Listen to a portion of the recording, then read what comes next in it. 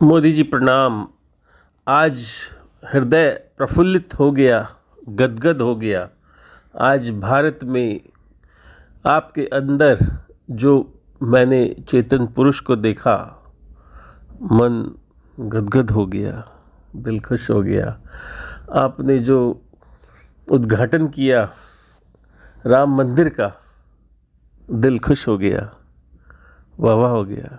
धन्यवाद करता हूँ आपको, प्रणाम करता हूँ मोदी जी। आप महान हैं, आप राम हैं।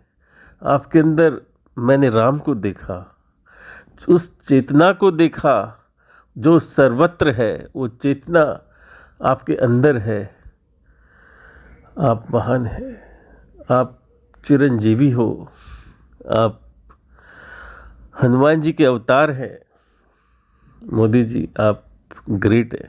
मैं बहुत बहुत धन्यवाद करता हूँ मोदी जी, धन्यवाद करता हूँ। आपने हमारा हृदय खुश कर दिया, हमारे राम का मंदिर बनाकर दिल खुश कर दिया। हम सभी भारतवासियों को एक आनंद की लहर दे दी। बहुत प्रसन्न हैं आज हम। आपको देखकर, आपको बोलते हुए रोना आ गया। बहुत खुशी हुई कि आपने हमारे 500 वर्ष का सपना पूरा कर दिया, हमारे पूर्वजों का सपना पूरा कर दिया। पापियों ने, रावणों ने हमारे हर मंदिरों को ध्वस्त किया था, उन पापियों का आपने नाश कर दिया और देवभूमि पर आपने मंदिर का निर्माण करा दिया। आप महान हैं, महान हैं। मगर मैं आज देख रहा हूँ मोदी जी कि कुछ संस्थाओं ने मंदिरों में जाना बड़ा छोटा लगता है। ऐसा लगता है कि जब हम उन आश्रमों में, उन मंदिरों में जाते हैं तो सभी लोग कहते हैं ये तो भक्ति मार्ग है। बड़ी हीन भावना से देखा जाता है। समझ नहीं आता कि ये कौन सी ऊंचाइयों पर चढ़ गए हैं। ये कुछ संस्थाएं हैं हमारे देश में, अच्छा नहीं लगता है। गंगा में जाते हैं स्नान करने के लिए तो कहते हैं ज्ञान पाकर भी तुम गंगा में नहाने जाओगे। और मंदिर जाते हैं तो क्या बोलते हैं, अभी भी तुम देवताओं का मंदिरों में ज्ञान पाओगे, उनके दर्शन करने जाओगे। स्वयं को पहचानो, तुम ही तो देवता हो। तुम ही तो मंदिरों में बैठे हो, तुम उनके दर्शन करने जाओगे। फिर कहते हैं कि ब्रह्मा विष्णु महेश भी ये राज नहीं जान पाए जो हम आपको बता रहे हैं। बड़ा अजीब सा लगता है सुनकर के कि न जाने इतना अहंकार क्यों हो गया है इन संस्थाओं वालों को, समझ नहीं आता। काफ़ी जो सारे पंथ हैं हम देख रहे हैं हमारे भारत में, जो हमारी पुरानी संस्कृति को गलत बताते हैं, रामायण को झूठ बताते हैं, वेदों को झूठ बताते हैं, पुराणों को झूठ बताते हैं, ग्रंथों को हमारे झूठा साबित करते हैं। बड़ा बुरा लगता है। जो प्राचीन युग से, आर्य के युग से, श्री राम के युग से, श्री राम के गुरुओं ने, बड़े बड़े गुरुओं ने जो हमें वेद शिक्षा दी, वेद दिए, उपनिषद दिए, पुराण दिए, आज उनको झूठा कहा जाता है। बहुत बुरा लगता है। कोई कहता है राम तो हुए ही नहीं है। बड़ा अजीब सा लगता है सुन करके, अच्छा नहीं लगता दिल को। और अहंकार में बोलते हैं कि संपूर्ण परमात्मा का हम ज्ञान दे रहे हैं, आप निराकार स्टेज में हैं, अपने को आप निराकार परमात्मा को जानिए। इस प्रकार से निराकार परमात्मा का तो वो ज्ञान देते हैं, निराकार स्टेज भी बताते हैं। तुम आत्मा हो बताते हैं। ठीक है, अच्छी बात है, लेकिन मंदिरों में जाने से परहेज करते हैं कि मंदिर ना जाइए, गंगा में स्नान करने ना जाइए, भक्ति ना कीजिए, पूजा अर्चना ना कीजिए, हवन ना कीजिए, यज्ञ ना कीजिए। बहुत ही गलत हो रहा है ये। हमारी संस्कृति से हमें छुड़ाया जा रहा है, गलत है। जो वेदों में यज्ञ, उपासना, भक्ति, अर्चना, जो संस्कृति हमें गुरुओं ने सिखाई है, बचपन से हमारे पूर्वजों ने सिखाया है, उसको ये लोग छुड़वा देते हैं। अच्छा नहीं लगता, मंदिरों में जाना बंद करा देते हैं। आज देख रहे हैं कि मंदिरों में आजकल बहुत अच्छे लोग नहीं आते हैं, थोड़े अज्ञानी टाइप के लोग ज़्यादा आते हैं। और एक ऐसा प्रदूषण सा फैल जाता है मंदिरों में या धार्मिक स्थलों में कि जहाँ पाप होने लगता है, चोरियाँ होने लगती हैं, लड़ाई झगड़े होने लगते हैं, या अनुशासन जैसे कि नहीं रहता है। तो हम ये चाहते हैं कि जो भी ये संस्थाएं हैं, जितनी भी हैं, इनको हमारी प्राचीन सभ्यता और हमारी संस्कृति का ज्ञान देना चाहिए, नकारना नहीं चाहिए कि ऐसा तो हुआ ही नहीं है। अगर आपको नॉलेज नहीं है संपूर्ण, तो अधूरा ज्ञान नहीं बांटना चाहिए। तो आपको हमने अभी भाषण देते हुए सुना, आनंद आ गया कि आपको संपूर्ण नॉलेज है। आपको निराकार की भी नॉलेज है, साकार की भी नॉलेज है, आकार की भी नॉलेज है, इन संपूर्ण सृष्टि की नॉलेज है। आपको राम की भी नॉलेज है। ये लोग बोलते हैं अयोध्या पुत्र राम, तो परमात्मा कैसे हो सकते हैं?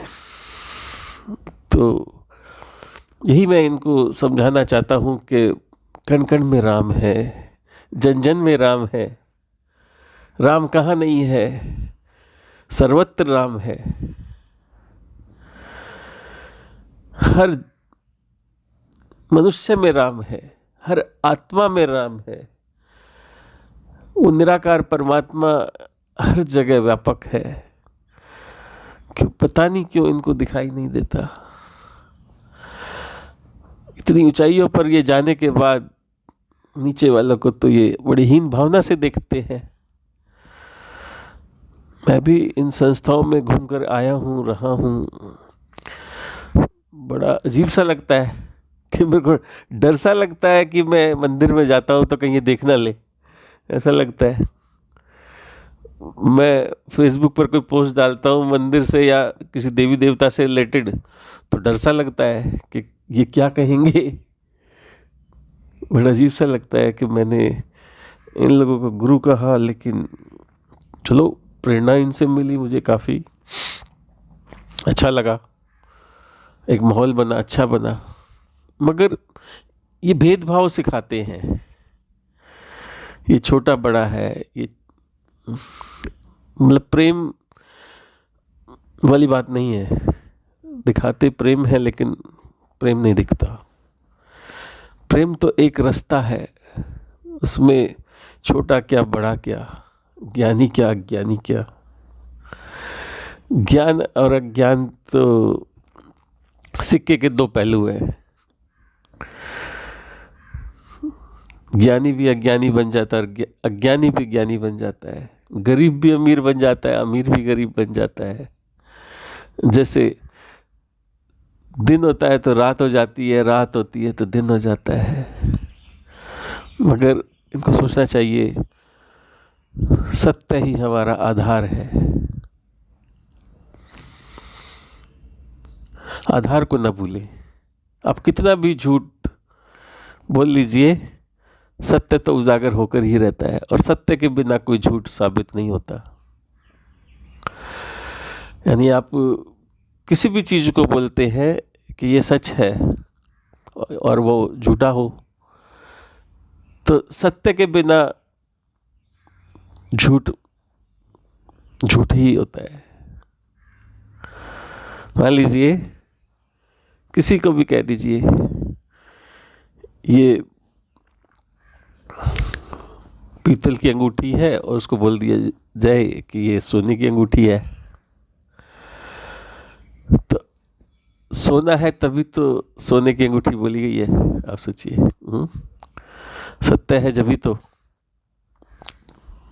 आप साइकिल को कार बोल दीजिए, कार है तभी तो साइकिल को कार बोला जा रहा है। यानी सच्चाई है तभी तो बोला जा रहा है। परमात्मा है तभी तो बोला जा रहा है परमात्मा है, सर्वत्र है, नहीं तो क्यों बोला जाता। तो मैं यही बताना चाहता हूँ सभी को कि कण कण में राम है, जन जन में राम है। समझिए, निराकार को जानने के बाद इतना घमंड ना कीजिए कि नीचे ही ना पाए आप। है तो देखो शरीर में ही ना आप, शरीर में ही रहना है, इस समाज में ही रहना है, इस धरती पर ही रहना है। आए तो हम शरीर में ही हैं। शरीर का धर्म तो वही है, सोना जागना और स्वप्न में रहना। तो सोना जागना तो शरीर का धर्म है, स्वप्न देखना भी शरीर का धर्म है। लेकिन आत्मा का क्या धर्म है, उसको समझिए। आत्मा तो सर्वव्यापी है, सर्वज्ञ है, कण कण में वास करती है। मन तो हमारा सीमित हो गया है, जन जन का अलग अलग हो गया है। शरीर सीमित हो गया है, जन जन का अलग हो गया है। लेकिन परमात्मा तो सर्वत्र ही है। और परमात्मा हम किसको कह रहे हैं? राम को कह रहे हैं। राम तो सर्वत्र है, सर्वत्र राम है, जन जन में राम है। तो हम उस राम की बात कर रहे हैं जो कण कण में है, कण कण में जो राम है। तो मैं वही बताना चाह रहा था कि अधूरा ज्ञान पा करके लोग ऊपर पहुंच तो जाते हैं ऊंचाइयों पर, लेकिन नीचे नहीं आ पाते हैं। और ऊंचाइयों पर जा कर के अहंकार में फंस जाते हैं और बाद में वो अपना आश्रम बनाते हैं, अपनी गद्दियाँ बनाते हैं, लोगों को ज्ञान बांटते हैं ऊंचाइयों का, लेकिन धरती पर नहीं आ पाते हैं, सामान्य नहीं बन पाते हैं। तो आप किसी को इतना ऊपर ना ले जाएं कि नीचे ना ला पाएं। तो बड़ी बड़ी संस्थाएं बहुत बड़े बड़े सत्वगुण दिखाती हैं, सात्विकता दिखाती हैं, भेदभाव सिखाती है, पवित्रता सिखाती है, मगर फिर नीचे नहीं आ पाती है। तो प्रेम की जो एक रास्ता है, गरीब में भी और अमीर में भी जो बराबर होनी चाहिए, वो चीज़ बाद में आ नहीं पाती है। तो मैं यही चाहता हूँ कि गरीब में भी वो है, अमीर में भी वो है। ये अमीरी और गरीबी का, ये पवित्र और अपवित्रता का ढोंगना नहीं होना चाहिए। सभी में एक समानता, एक बराबरता, एक प्रेम आना चाहिए। क्योंकि परमात्मा तो कण कण में है। वो कुत्ते में भी उतना ही है, बिल्ली में भी जितना है, और राजा में भी उतना है जितना एक नौकर में है। तो परमात्मा तो सब जगह व्यापक है, बराबर है, ठसाठस भरा है। परमात्मा की तो कहीं कमी है नहीं। राम तो हर जगह एक समान है। बस राम के जो ये अलग अलग रूप बन गए हैं, कोई जागृत है, कोई अज्ञानी है, कोई ज्ञानी है, ये तो सब भाग्य का और कर्मों का खेल है सभी का। अपने कर्मों से या भाग्य से वो जागृत हो जाता है, अच्छे कर्म करता है। जैसे श्री राम ने किए, अयोध्या पुत्र श्री राम ने ऐसे कर्म किए, मर्यादा का पालन किया, क्या क्या किया, कितना अच्छा किया। एक अहिल्या को जैसे ही छुआ, वो पत्थर से मनुष्य बन गई। यानी पत्थर बुद्धि को जिसको भी दृष्टि दी वो ज्ञानी बन गया, इंसान बन गया। रावण बुद्धि को उन्होंने सरल बना दिया, अहंकारी को नॉर्मल इंसान बना दिया। हर जगह उन्होंने प्रेम से सभी को जीता, मर्यादा से जीता, पिताजी के आदेशों का पालन किया, माताओं के आदेशों का पालन किया, उस मर्यादा में रहे। और उन्होंने कष्ट पाकर की भी सभी का साथ दिया। उन्होंने गरीबी और अमीरी में भेदभाव नहीं देखा। एक बिल्ली के पास उनके झूठे बेर खा लिए, जरा सा भी ये नहीं सोचा कि मैं एक राजा का पुत्र हूँ, अयोध्या का राजा का बेटा हूँ और मैं बिल्ली के बेर खा रहा हूँ। तो उन्होंने भेदभाव नहीं किया, एक सरलता दिखाई, एक प्रेम दिखाया।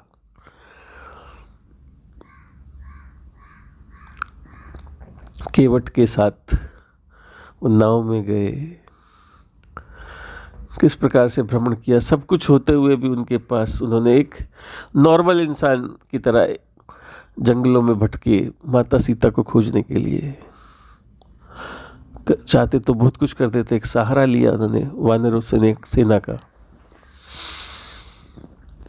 सोचिए, तो इस धरती पर आकर के भगवान ने किस प्रकार से प्रेरणा दी सभी को, तो हमें उनसे सीख लेनी चाहिए। हनुमान जी की जो भक्ति थी, उस भक्ति से हमें सीख लेना चाहिए। मगर आजकल के बड़े बड़े ज्ञानी जो बन गए हैं, अपने आप को कहते हैं राम तो छोटे थे और राम तो हुए ही नहीं, ये सब ड्रामा है। श्री कृष्ण हुए थे, द्वापर में श्री कृष्ण के अंदर परमात्मा आए, उन्होंने 5000 वर्ष का ड्रामा का ज्ञान दिया।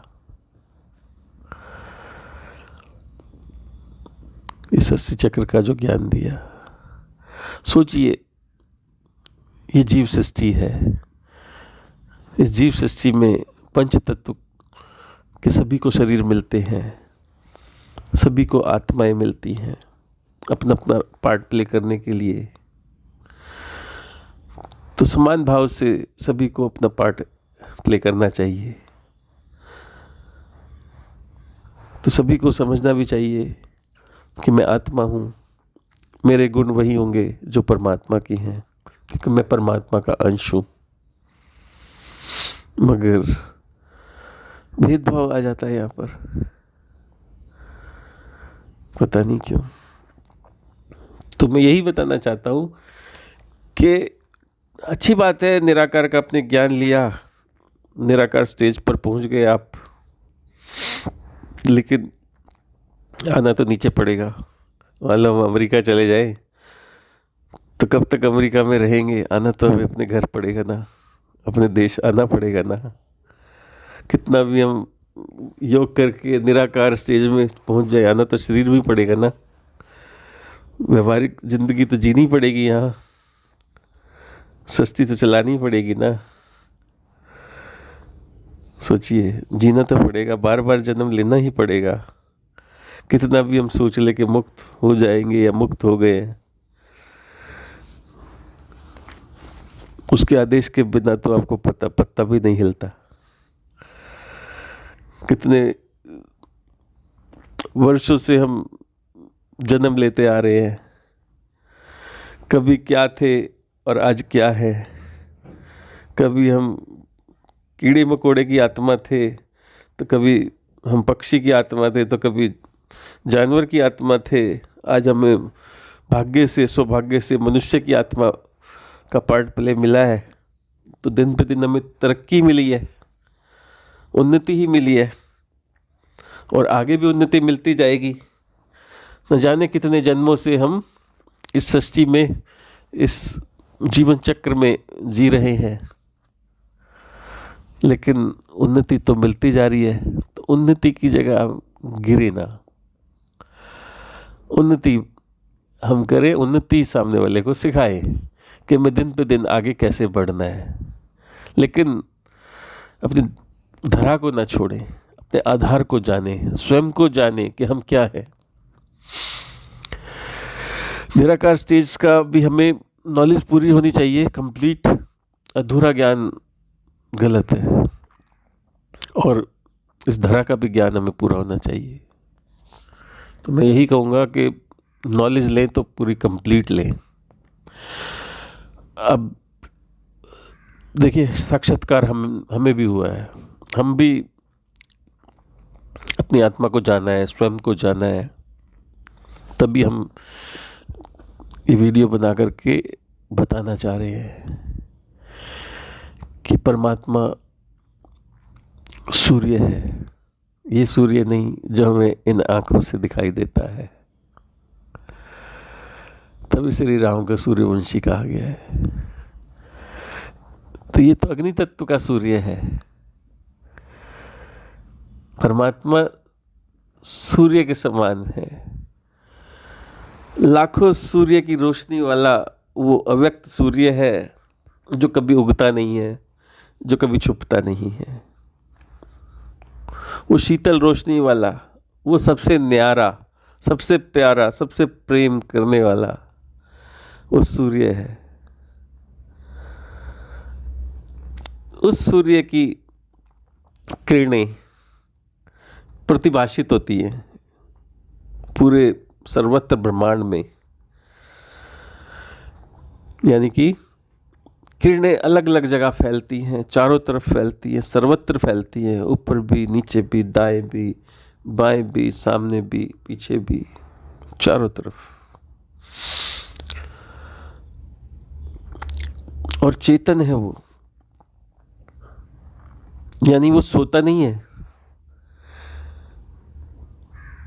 उसमें हलचल निरंतर, प्रतिपल निरंतर, वो जागृत है, वो चेतन है, वो भासता है, प्रतिभाषित होता है वो। यानी कि किरणों से जब किरणें टकराती हैं तो प्रतिभाषित होता है, मतलब किरण जब किरण से टकराती है तो प्रतिबिंबित होता है। यानी कि सूर्य जहाँ किरण टकराती है वहाँ भी बन जाता है। जिस प्रकार हमारा ये सूर्य सौरमंडल का, जिसे हम सूरज कहते हैं, जब घास पर ओस पड़ी होती है, बूंदें पड़ी होती है, उन बूंदों पर, ओस में जब ऊपर से सूर्य आता है तो दिखाई देता है, सभी बूंदों में वो एक समान दिखाई दे रहा होता है। उसको हम प्रतिबिंबित कहते हैं कि एक सूर्य ऊपर है और लाखों सूर्य बूंदों में दिखाई दे रहे हैं। तो इसी तरह जो परमात्मा सूर्य है वो प्रतिभाषित होता है, किरणों में बट जाता है और सब जगह वो दिखाई देता है। तो उसी से ही ये सृष्टि बनती है सूक्ष्म में, यानी जिसे हम आत्मा कहते हैं, वो प्रतिभाषित हो जाती है। एक सूर्य में से लाखों खरबों आत्मा में से आत्मा, आत्मा में से आत्मा, आत्मा में से आत्मा एक पेड़ के तनों की तरह निकलनी शुरू हो जाती है। जैसे बीच में जड़ है और चारों तरफ एक जाल बन गया है आत्माओं का, प्रतिभाषित होती जाती है, एक में से एक, एक में से एक, एक में से एक। सूक्ष्म की बात मैं बता रहा हूँ आपको।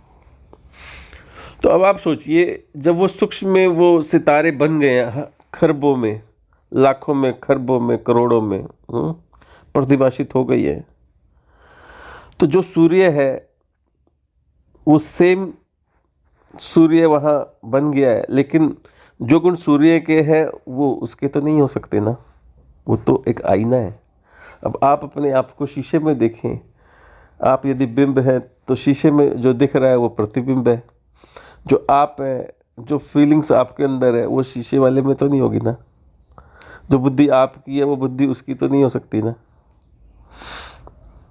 मान लीजिए उसके अंदर भी बुद्धि आ गई, आप में भी बुद्धि है, तो जो आप सोचेंगे वो वैसा वो तो नहीं सोच सकता। और आप शीशे वाले से बात तो नहीं कर सकते और शीशे वाला आपसे नहीं बात कर सकता, दोनों अलग अलग रहेंगे ना। लेकिन आपकी वजह से वो शीशा है और वो शीशे में जो बिंब प्रतिबिंब दिख रहा है वो भी आपकी वजह से है। तो इसी प्रकार से श्री राम सूर्य है, श्री राम की वजह से ये सारे प्रतिभाषित सूर्य दिखाई दे रहे हैं। उन्हें हम आत्मा भी कहते हैं, उन्हें हम अंतःकरण भी कहते हैं, उन्हें हम महातत्व भी कहते हैं। अब वो महातत्व, वो बुद्धि, वो मन, वो प्रतिभाषित बिंब प्रतिबिंब, उसमें और भी निकलते रहते हैं, प्रतिपल क्रिया होती रहती है, निरंतर हो रही है। तभी परमात्मा को अनंत कहा गया है कि परमात्मा अनंत है तो उसकी आत्मा भी अनंत है। तो आत्मा परमात्मा अनंत है, तो आत्मा किसकी वजह से? परमात्मा की वजह से। देखने में सेम है लेकिन दोनों के गुण अलग हैं। देखो, परमात्मा ना हो तो आत्मा नहीं होगी, और आत्मा नहीं होगी तो अंतःकरण नहीं होगा, अंतःकरण नहीं होगा तो मन नहीं होगा, मन नहीं होगा तो इंद्रियां नहीं होंगी, इंद्रियां नहीं होगी तो शरीर नहीं होगा। तो परमात्मा से अनंत आत्माएं बनती हैं जिन्हें हम जीवात्मा भी कहते हैं, अंतःकरण भी कहते हैं। और अंतःकरण से बनता है मन, बुद्धि, अहंकार। उसी से मन बनता है, उसी से बुद्धि बनती है, महातत्व बनता है, उसी से अहंकार बनता है। अहंकार क्या होता है? जैसे सागर है, सागर में अनेकों बुलबुले पैदा हो गए, तो एक जो बुलबुला है जो खड़ा हुआ है वो एक अहंकार खड़ा हुआ है, यानी कि वो बोलता है मैं हूँ, दूसरा बोलता है मैं हूँ, मेंढक की तरह मैं हूँ मैं हूँ मैं हूँ। बहुत सारे मेंढक पैदा हो जाते हैं, बहुत सारे मतलब बुलबुले पैदा हो जाते हैं। अब सागर ने तो कुछ बोलना है, कुछ करना है इस संसार में, तो क्या करेगा? वो बुलबुलों के द्वारा ही तो बोलेगा, बुलबुला के द्वारा करेगा। और बुलबुले की उम्र क्या होगी? वो तो कुछ समय आएगा और कुछ करेगा, सृष्टि बनाएगा और फिर चला जाएगा मैसेज देके। तो इसी प्रकार से वो चेतन सागर, वो परमात्मा, वो राम, सर्वत्र राम प्रतिभाषित हो रहा है कण कण में, जन जन में, लेकिन किसी को पता ही नहीं है कि हम किसके रूप हैं, किसके आकार हैं। वो असीम है या सीमित हो जाते हैं, अलग अलग बन जाते हैं, अलग अलग रूपों में आ जाते हैं, पर सारे रूप तो उसी के हैं। यानी अंतःकरण सारे उसी की है, सूक्ष्म में आत्मा तो उसी की है। उस आत्मा के ऊपर आभा मंडल, जो जिसको हम प्रकृति कहते हैं, प्रकृति चढ़ जाती है और प्राकृतिक हमारा शरीर बन जाता है, लेकिन अंदर चेतना तो वही है। लेकिन ये प्राकृतिक शरीर, जो कपड़े वस्त्र मिलते हैं, ये तो कुछ समय के लिए हैं। जिस प्रकार हम इस शरीर में कुछ समय के लिए कपड़े पहनते हैं, फिर ये मैले हो जाते हैं, हम उतार देते हैं और फिर बदल लेते हैं। इसी तरह वो चेतना, वो अंतःकरण बस आता है धरा पर, वस्त्र बदलता है, ये पंच तत्व का चोला पहनता है और किसी के घर में अपने भाग्य से जन्म लेता है और अपना कार्य करता है और समय के अनुसार वो चला जाता है। तो समय कौन बांधता है? उसके कर्म। तो जैसे कर्म करता है उसका भाग्य बनता है, उसका शरीर बनता है, उसका मन बनता है। मन कैसे बनता है? संग के द्वारा मन बनता है। जैसे संग में रहता है उसका मन बनता है, जैसा वो आचरण करता है, जैसा खान पान करता है उसका मन बनता है। शुद्ध खाएगा, शुद्ध माहौल में रहेगा तो शुद्धता रहती है, तो शुद्ध विचार आते हैं, तो शुद्ध कार्य करता है, अच्छे कार्य करता है। जिस प्रकार मोदी जी ने कितना अच्छा कार्य किया, भगवान राम को मंदिर में बैठा दिया, आप सोचिए उनके स्वरूप को। तो आप जिस मूर्ति का आप पूजा करने जा रहे हैं, अर्चना करने जा रहे हैं, उसमें राम को देखें, उस राम को देखें, और जन जन में उस राम को देखें। यदि आप पूरे संसार को एक नज़र से देखते हैं तो आपकी नज़रें कौन सी होगी, आप सोचिए, अपनी नज़र को सोचिए कि आप किस दृष्टि से संसार को देख रहे हैं। जिसे वसुदेव कुटुंबकम कहा गया है ना, कि हम पूरे संसार को एक परिवार की तरह देखें। तो वो नज़रें हमारी होनी चाहिए। हम ज्ञान से बहुत ऊपर तो चले गए हैं, लेकिन हमें आधार नहीं भूलना चाहिए। हम अपने आधार को सबसे पहले जानें कि हमारा आधार क्या है। हमारा आधार है राम, परमात्मा। हमारे अंदर वो है, सभी में है, मगर हर कोई नहीं जान पाता कि हमारे अंदर क्या है। हम आत्मा तक तो पहुंच जाते हैं, उससे आगे नहीं पहुंच पाते। चलो मान लो आत्मा तक भी जान लिया, उसके बाद आप सोचिए, तो हमें मिटना होगा, मौत को गले लगाना होगा। मौत कैसी? ये जो शरीर के कपड़े पहने हुए ना पंच तत्वों के, एक बार हमें ध्यान में जाकर उसको मिटाना पड़ेगा। इस प्रकार हम अपने शरीर को मिटाएं, अपनी बुद्धि को मिटाएं, अपनी इंद्रियों को मिटाएं, अपने मन को मिटाएं। किस प्रकार से? आप ध्यान में गए, ध्यान में बैठे, हमने विषयों का चिंतन किया। उन पंच तत्व की दुनिया में 5 इंद्रियों से विषयों का चिंतन किया जाता है। जिस प्रकार आँखों से दृश्य देखे जाते हैं, और कानों से शब्द सुने जाते हैं, और वाणी से शब्द बोले जाते हैं, और जीवा से रसना इंद्री से स्वाद लिया जाता है, और नासिका से सुगंध ली जाती है, और पंच तत्व के शरीर से आभास किया जाता है, स्पर्श किया जाता है। तो ये 5 तरह के विषय इंद्रियों के द्वारा जो हम करते हैं, इन सबको हमें भूलना होगा। हमें देखना होगा कि हमारी आँख की आँख जो अंदर बैठी है, हमें उस पर केंद्रित होना है। ये तो आँखें हमारी आर्टिफिशियल है, पंच तत्व की कुछ समय के लिए हमें मिला है चश्मा, जो हमें शरीर में मिला है बाहरी रूप देखने के लिए। हमें अंदर दृष्टि को देखना होगा कि हमारी आँख की आँख कौन सी है। तो उस आँख पे हमें ध्यान लगाना है। वो हमारी दोनों आँखों के बीच में, जैसे तीसरा नेत्र कहा गया, हमें वहाँ केंद्रित होना पड़ेगा। जब हम वहाँ केंद्रित होंगे, ध्यान लगाएंगे, तो हमें इन विषयों के चिंतन से हट करके, और जो ज्ञान इंद्रिय हमारे अंदर बैठी है, उसको भी हमें शून्य करके और आगे बढ़ना है। हमें मन तक पहुंचना है। फिर मन क्या कर रहा है? मन बाहरी रूप को देख रहा है, बाहरी वाणी को सुन रहा है, बाहरी कार्यों को देख रहा है,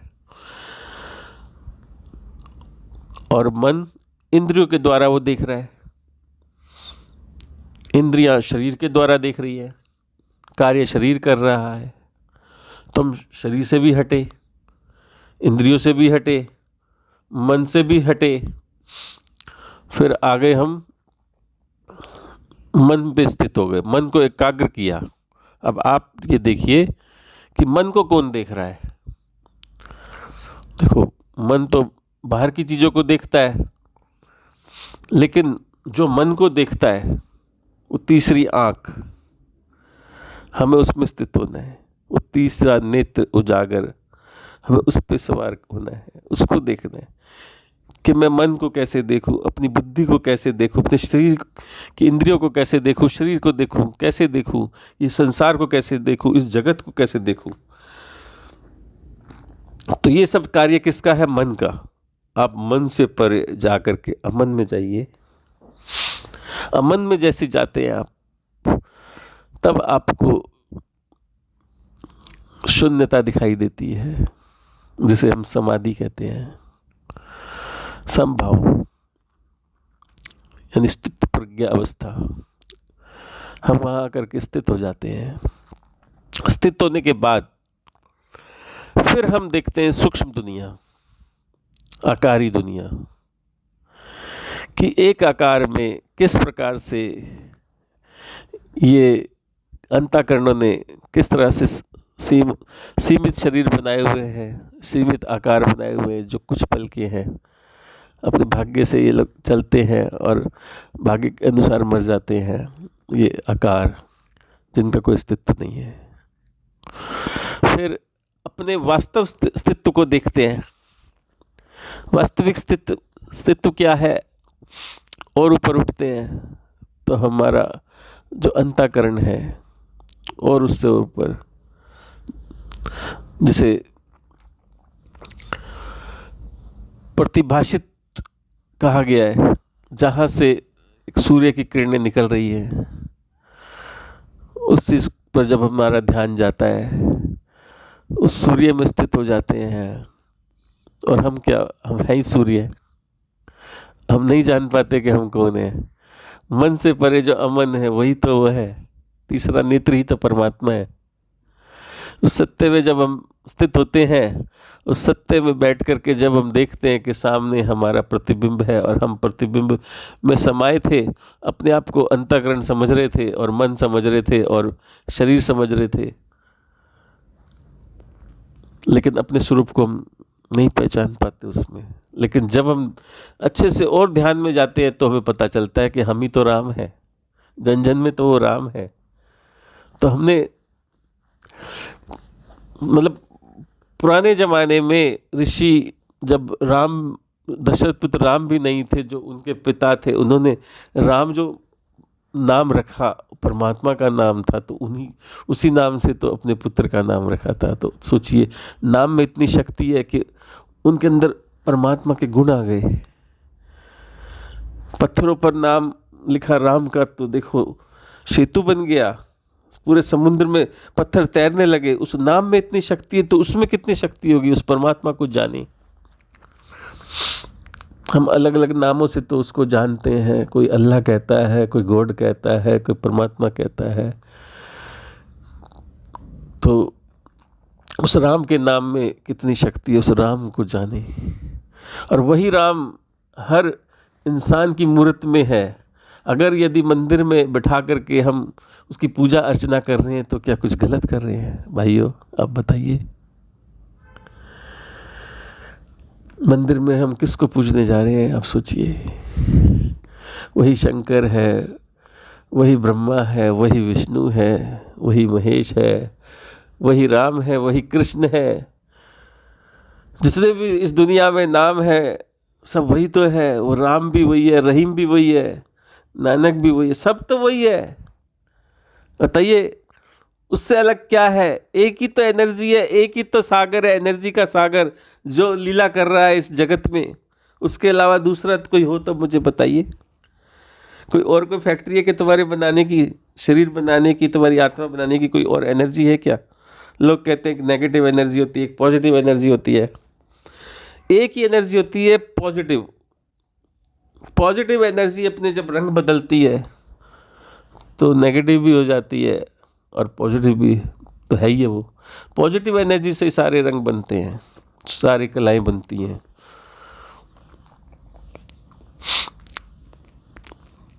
आप गंगा का पानी बह रहा है, उसमें कलर डाल दीजिए, तो जैसा कलर डालोगे वैसा कलर बन जाएगा। काला डाल दो तो काली गंगा हो जाएगी। उसको थोड़े से पार्ट को नाले में बहा दोगे तो नाला बन जाएगा, वो नेगेटिव कहलाएगा। है तो पानी गंगा।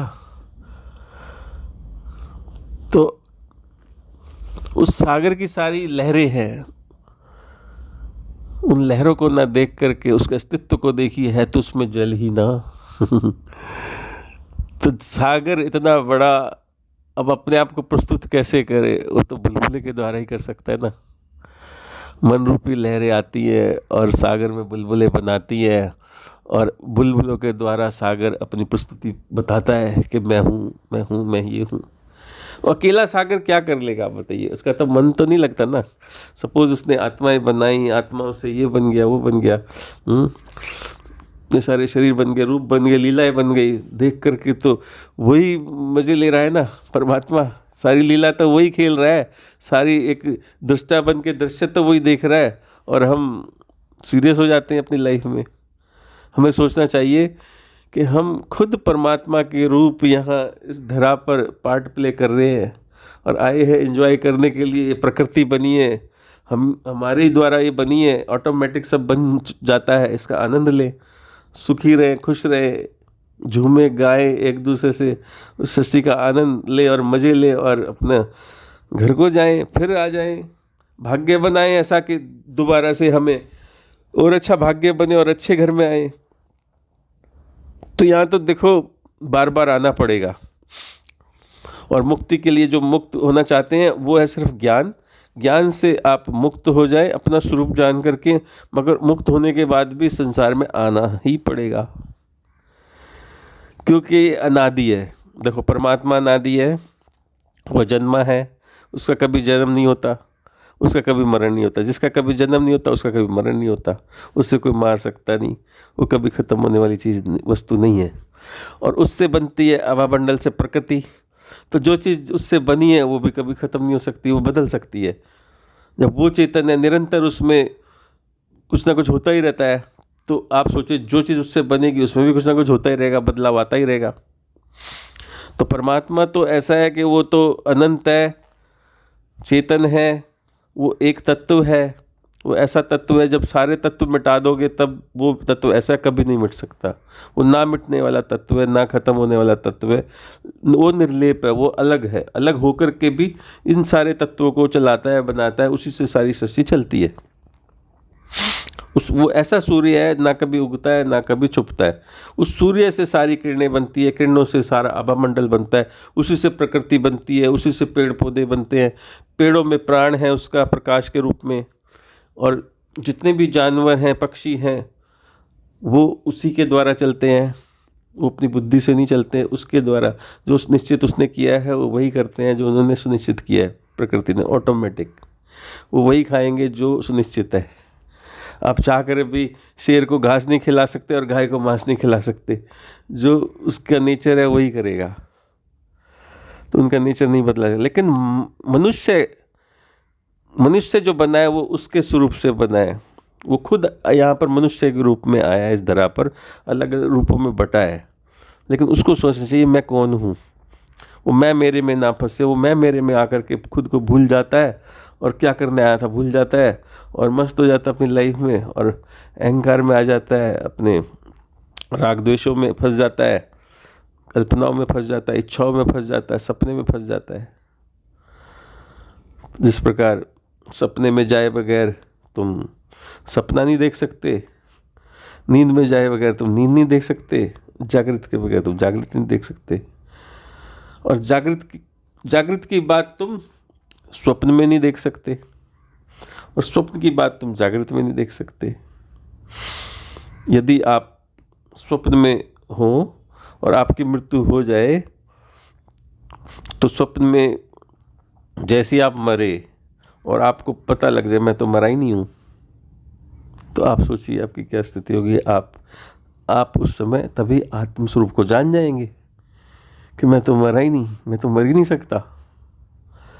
तो इसी तरह इस दुनिया में जागृत में आप हैं, यदि आप अपने आप को जान ले, तो कितना भी आपका शरीर कुछ भी बिगड़ जाए, चाहे तुम्हारी गर्दन क्यों ना कट जाए, तो खुद को आप महसूस कर सकते हो मेरे को कुछ नहीं हो सकता। ज़्यादा से ज़्यादा क्या होगा, मेरी गर्दन कट गई, मेरा शरीर कट गया, कोई बात नहीं, तुरंत मेरा नया शरीर मुझे मिल जाएगा, घबराने वाली कोई बात नहीं।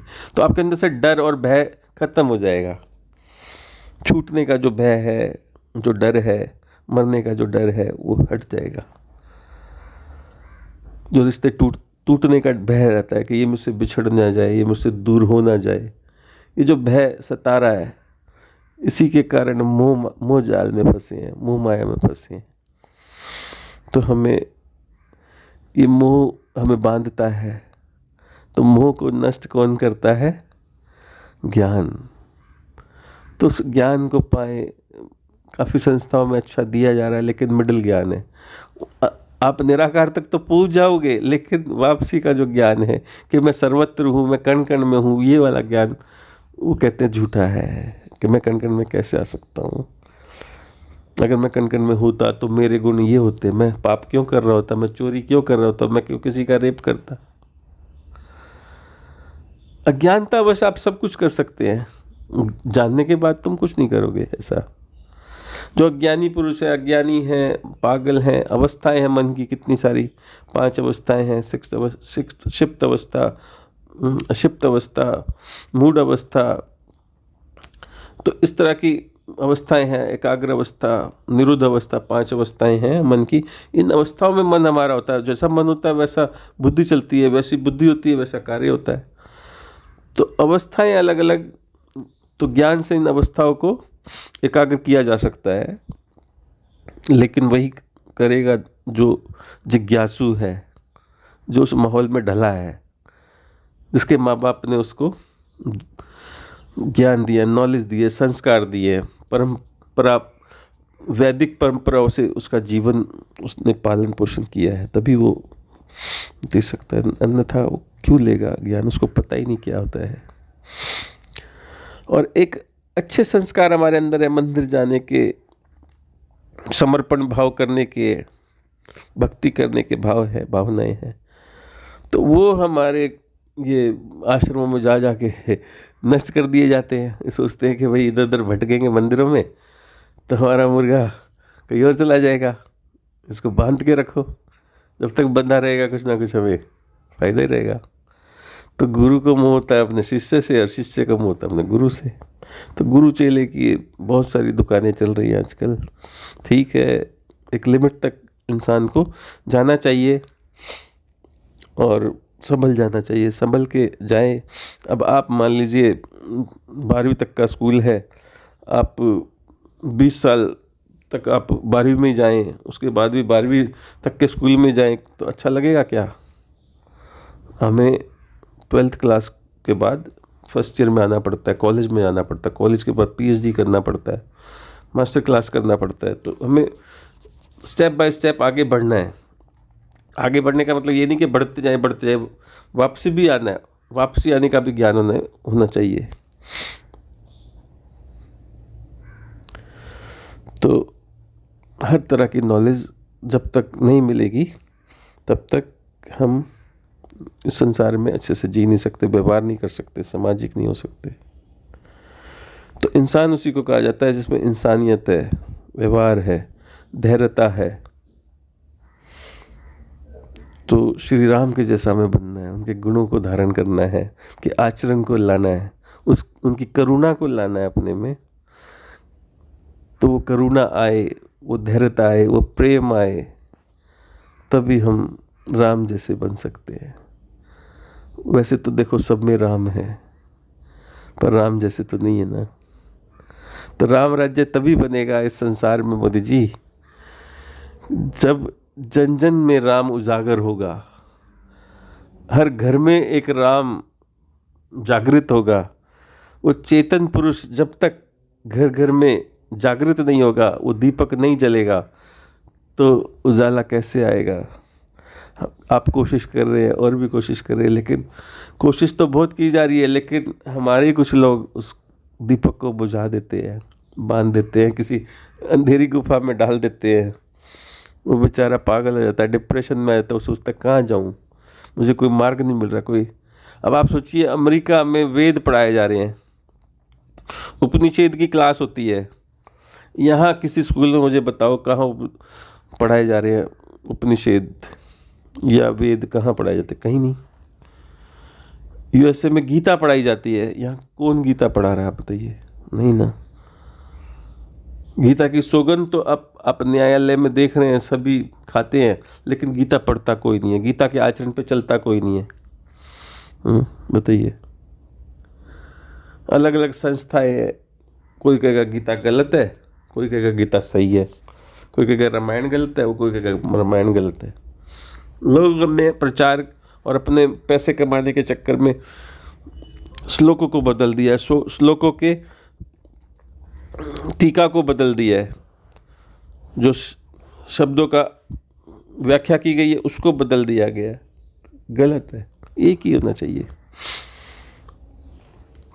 सब एक समान एक जैसा।